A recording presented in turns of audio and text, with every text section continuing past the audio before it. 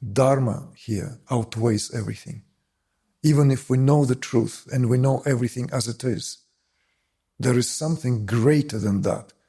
And only Dharma is greater than spiritual knowledge alone. And this meant to be understood very, very clearly, that the Dharma, the eternal law, therefore in India, nothing is more sacred than the term Sanatana Dharma, eternal religion or eternal duty.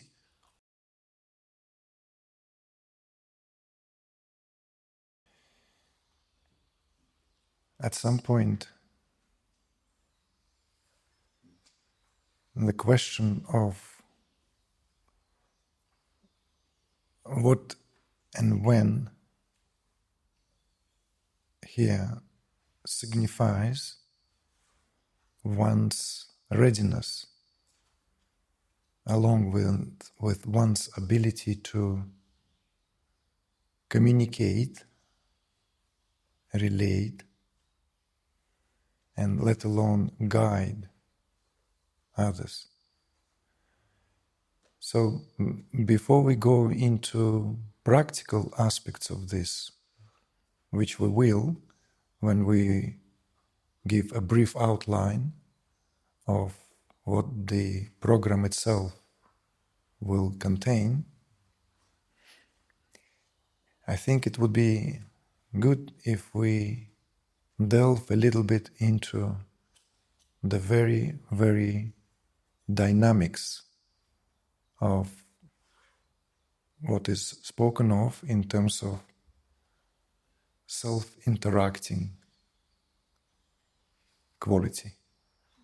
Because from non-dual point of view, everything is seen as self-interacting dynamics. Self interacts with itself.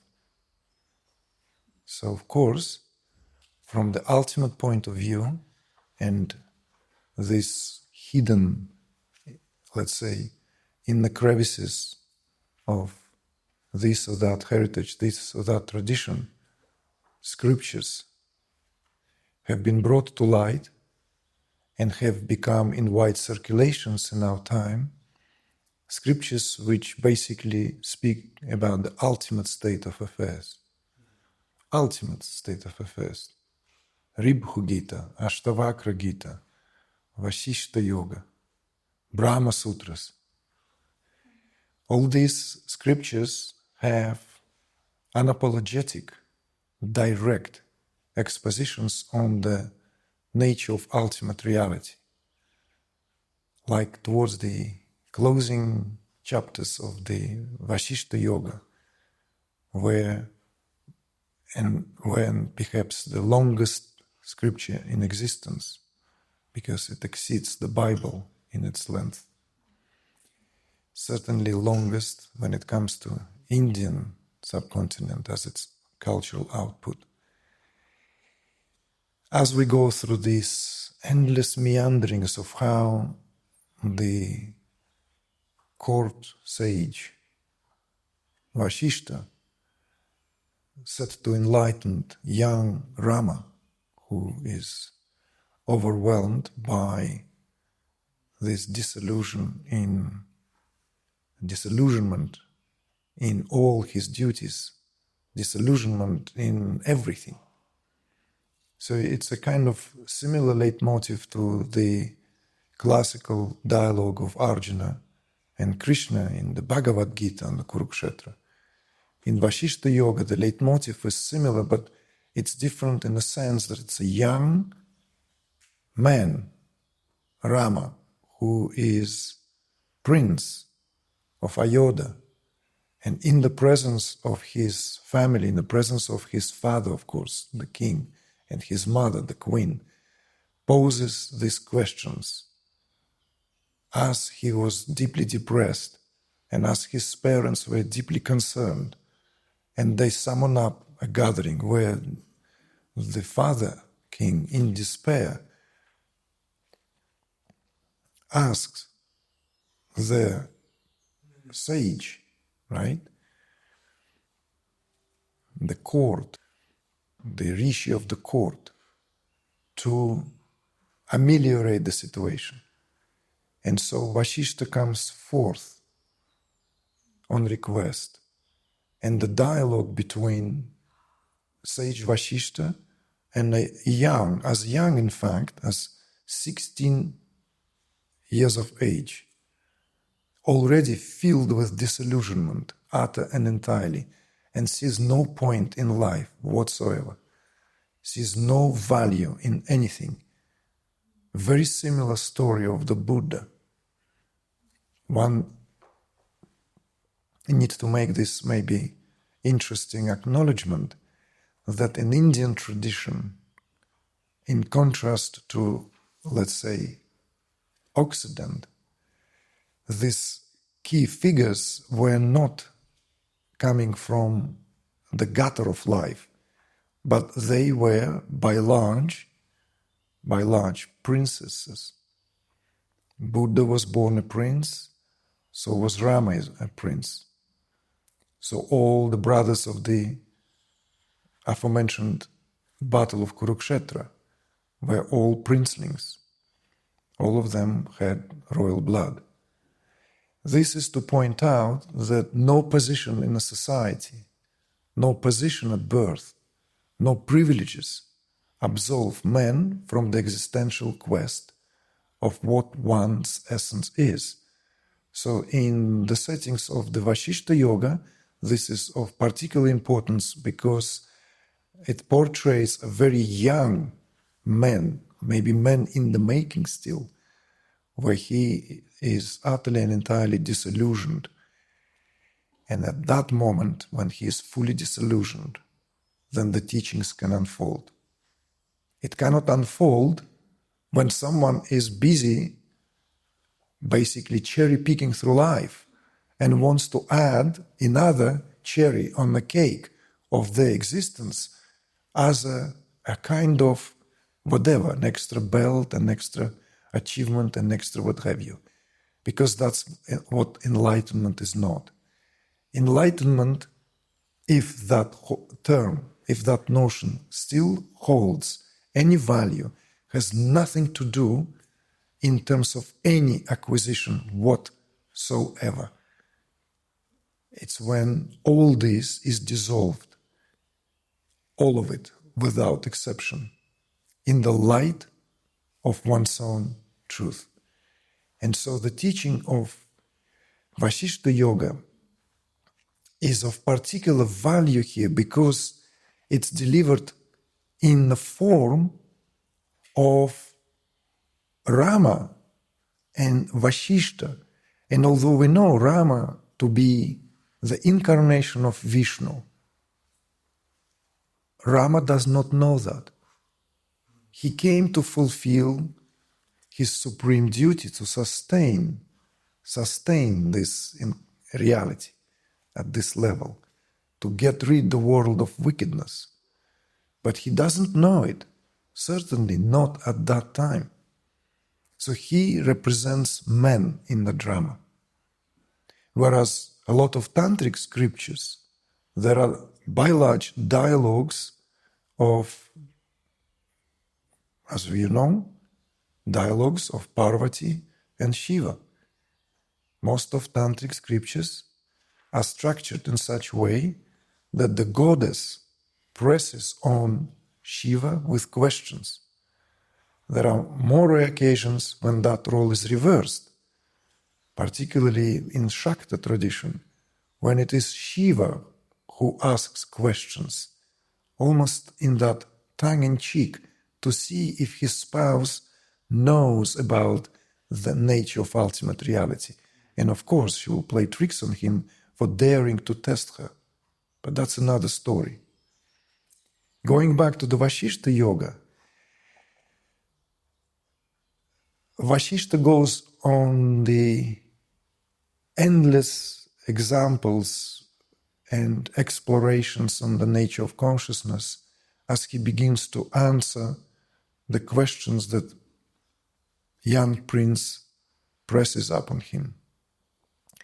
And towards the end, when Rama is in that state of complete and utter trance, like he's trembling, he's in a state of that, let's say, half absorption, barely, his apertures are open to perception.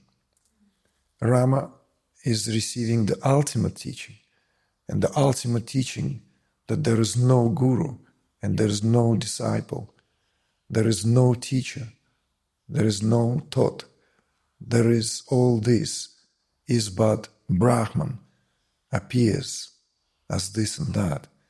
Ultimately, this is one reality. And of course, this is the culminating phases, culminating aspects of the teaching where it leaves no questions whatsoever unanswered. And in fact, it removes the possibility for questions being asked. Because this, if understood, that there is no teacher, there's no perceptor, and not the one for whom this knowledge is conveyed, when that is removed, what question can one come up with? And yet, when all this is done, when job is done, and of course in that particular scripture, because it's not like Ribhu Gita or Ashtavakra Gita, which is very concise, and written in a form of sutras, there is this description of what happens in the whole of the vicinity.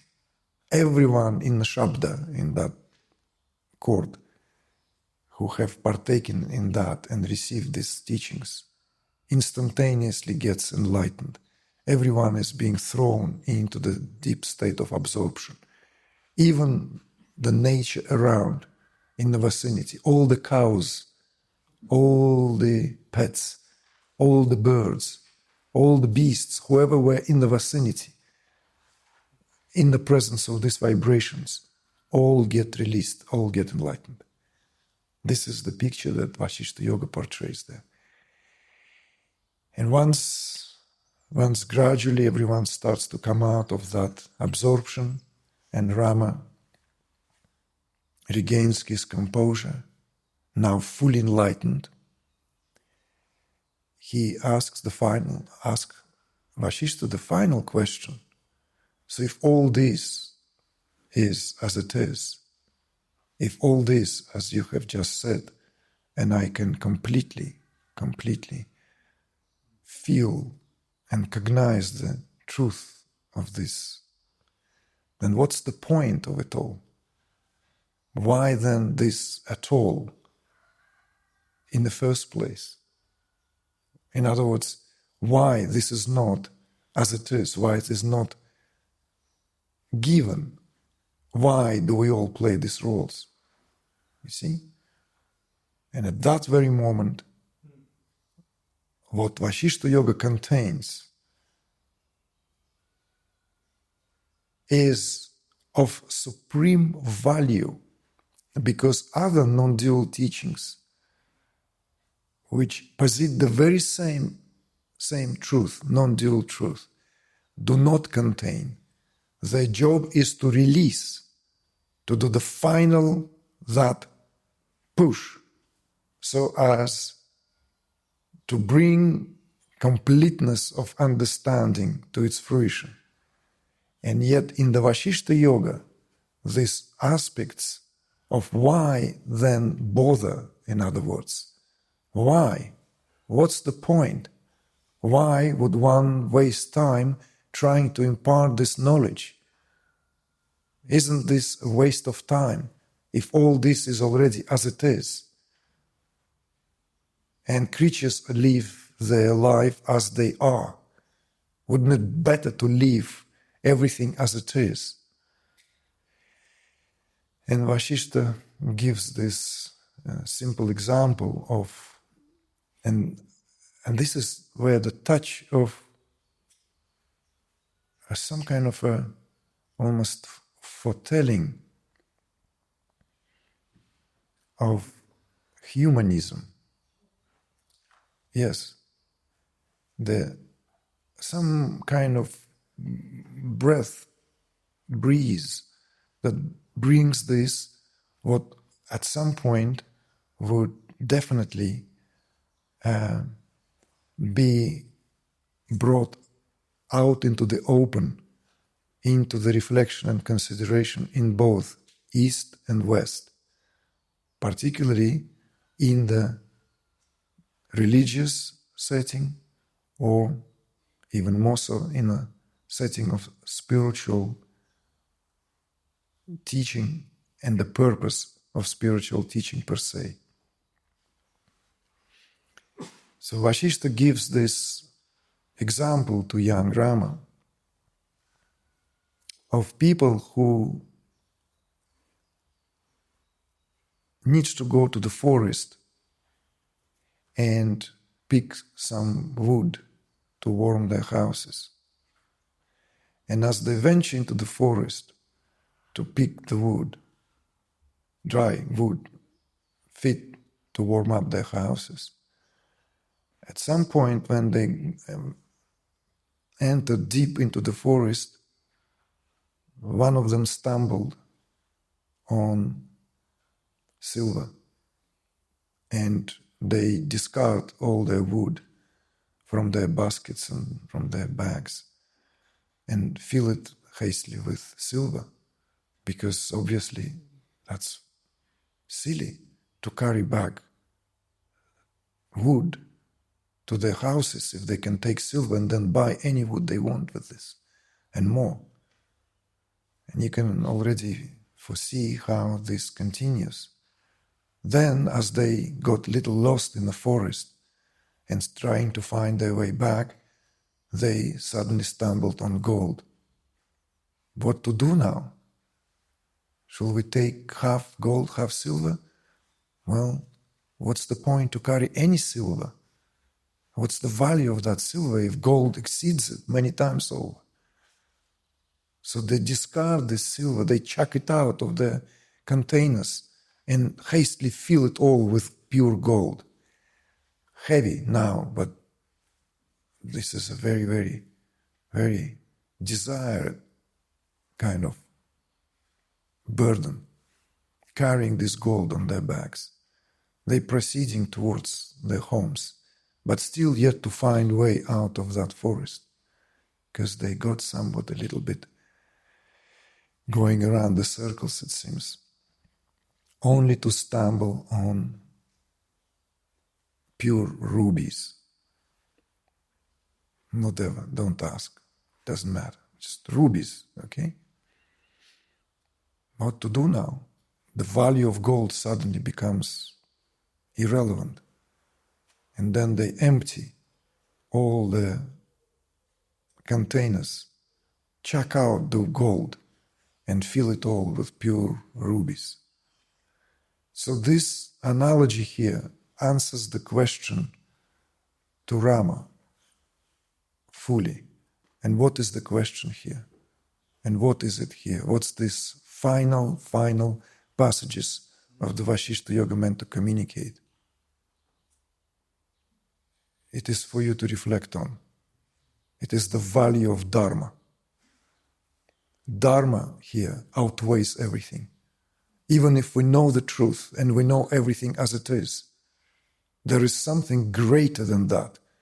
And only Dharma is greater than spiritual knowledge alone.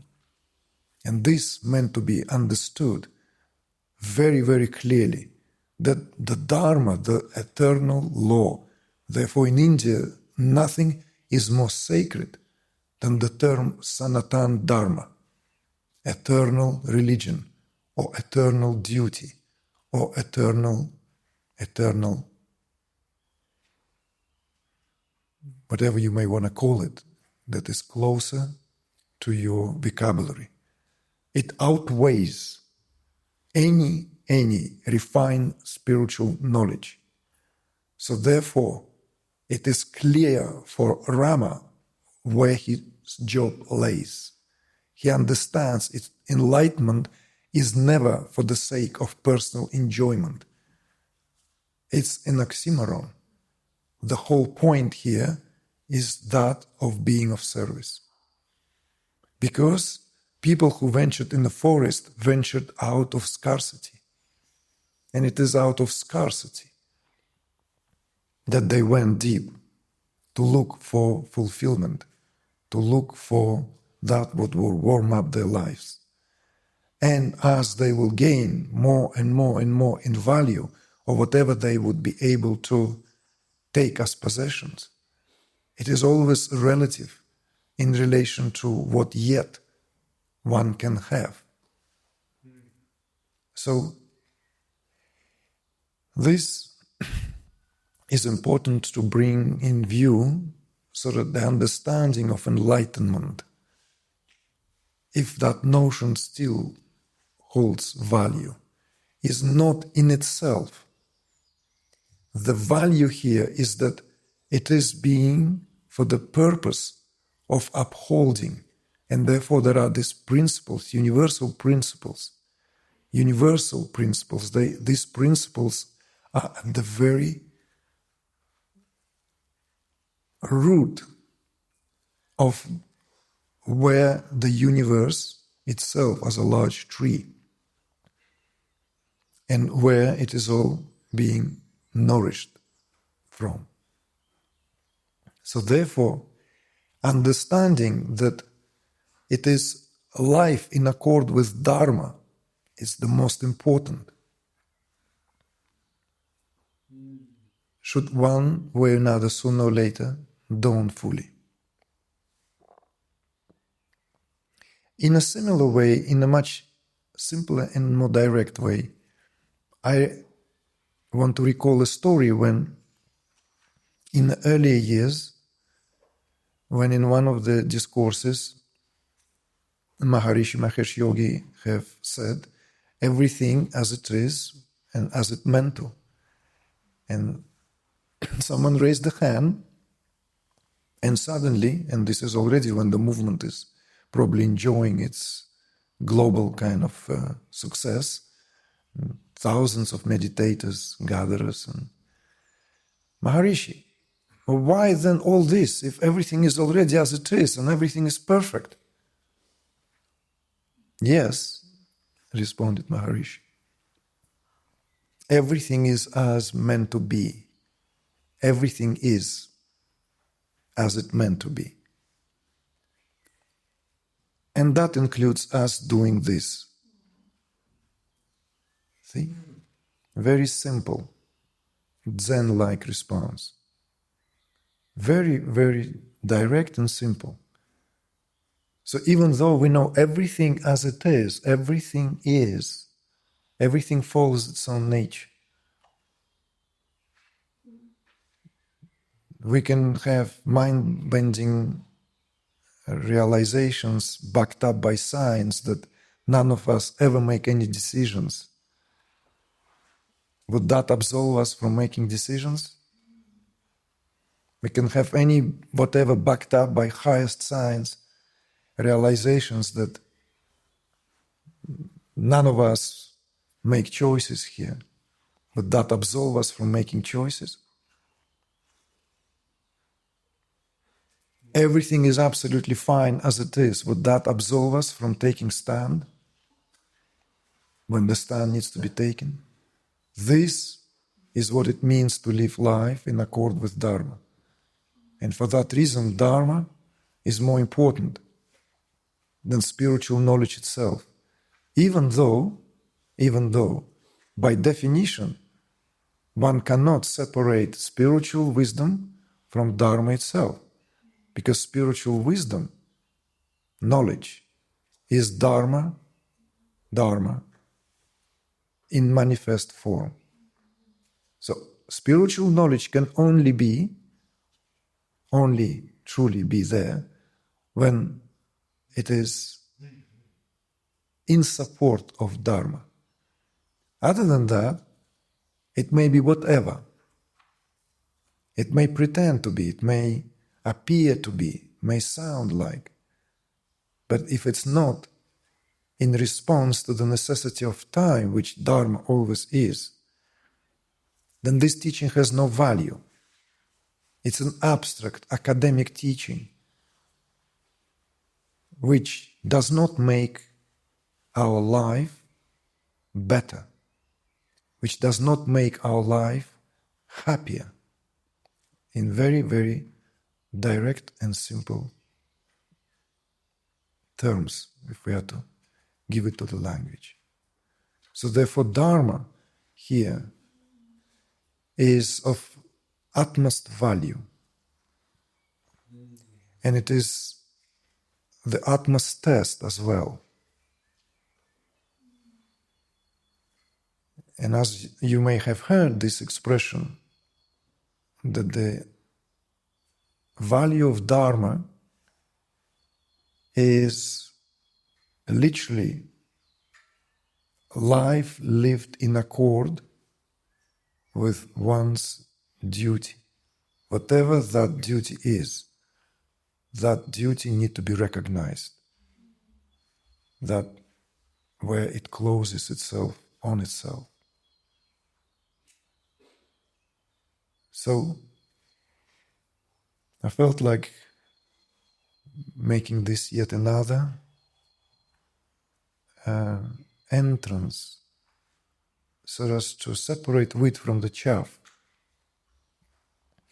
And as we touched upon the notion of enlightenment yesterday, where the enlightenment is just a mental concept, some kind of culturally supported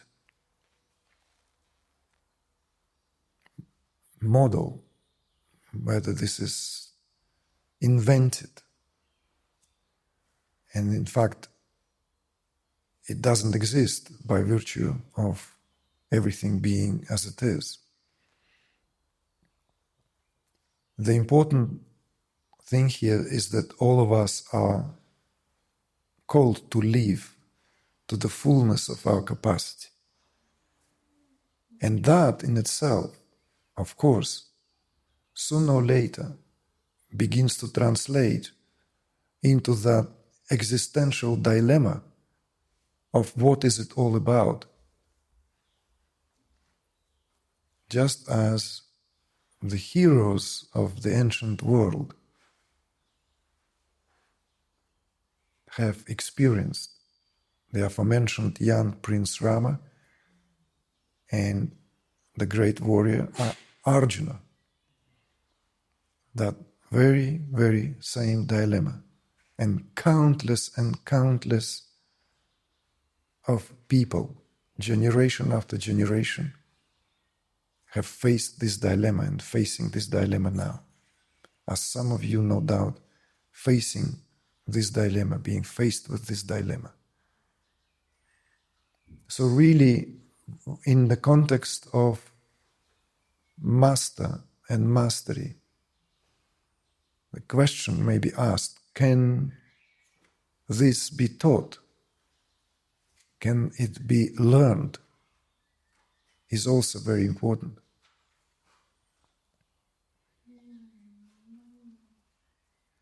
But it cannot be answered purely in rational terms unless we have clear understanding of what Dharma here represents.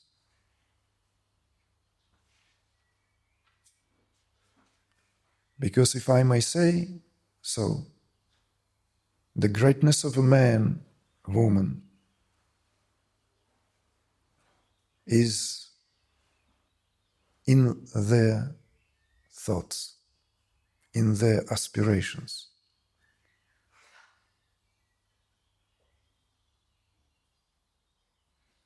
Because unless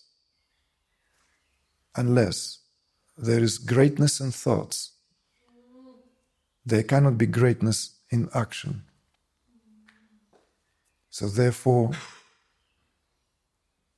it is from that where the inspiration is drawn, and that in turn, what we call greatness,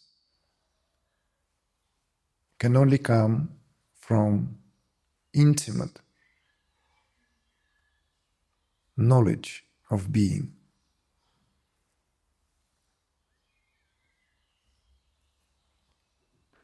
So that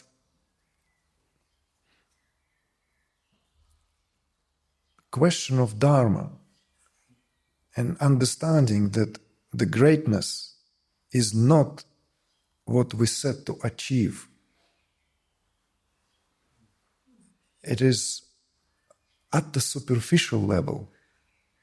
The greatness is measured here by our capacity to go beyond all of our personal aspirations, personally held aspirations. And dare I say that the full measure of one's understanding of Dharma is life lived from a place of duty. In other words, when we live and understand that it's only when we rise in response to our duty, it is the only time when we rise.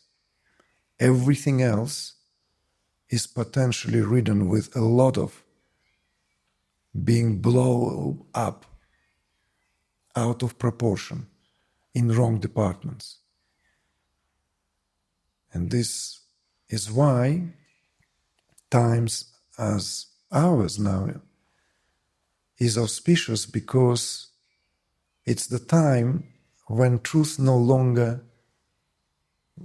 willing to hide. Enough of the Orwellian reality. Enough of things turned upside down. Enough of pretenses, lies, and all the excuses. And this is the time also when everyone asked that question, and everyone is invited to ask that question of oneself, if one is living or willing at least to live life from a place of duty. How it will pan out itself, it's not important, it's secondary. But where there is this willingness, and this is the first step towards that what will open itself up. Because there's no mastery. The mastery is not given here as some kind of reward for audaciousness or for tremendous sense of confidence or some kind of ambition that one is driven by. The true definition of master, as we have seen, have been redefined by and through the ages, is that it's being placed in a position of service with high degree of responsibility. And that responsibility here, literally responsibility for absolutely everything, is not responsibility for this aspect and no longer responsibility for that aspect. It is understanding the totality of it all. It's, plainly speaking, being responsible, full stop. And then, how will that translate is secondary. What form it will take is secondary. Because this we will have to, at some point, touch upon how all of us are confronted with our personal limitations, idiosyncrasies, fears of all sorts, inadequacies, weaknesses. And you'd be surprised that all this is really not that important. What is important is simply not being afraid to look into the face of Dharma, to look into the face of what really this life is about. And as far as the a red thread that runs through the entire civilizational consensus of, let's say, country like India. And when we say India, we say the entire Orient. There's no such thing as India is the entire Orient. Everything that in Japan of value came from India. Everything in China of value came from India. And everything in the Far East has its origins in India. In Indian ethos. And that red thread is that Sanatana Dharma. And that Sanatana Dharma, that eternal duty, eternal religion, sticking to the truth, no matter what, irrespective of circumstances. And that, of course, has to include all that what each and every one of us consider as limitations, shortcomings.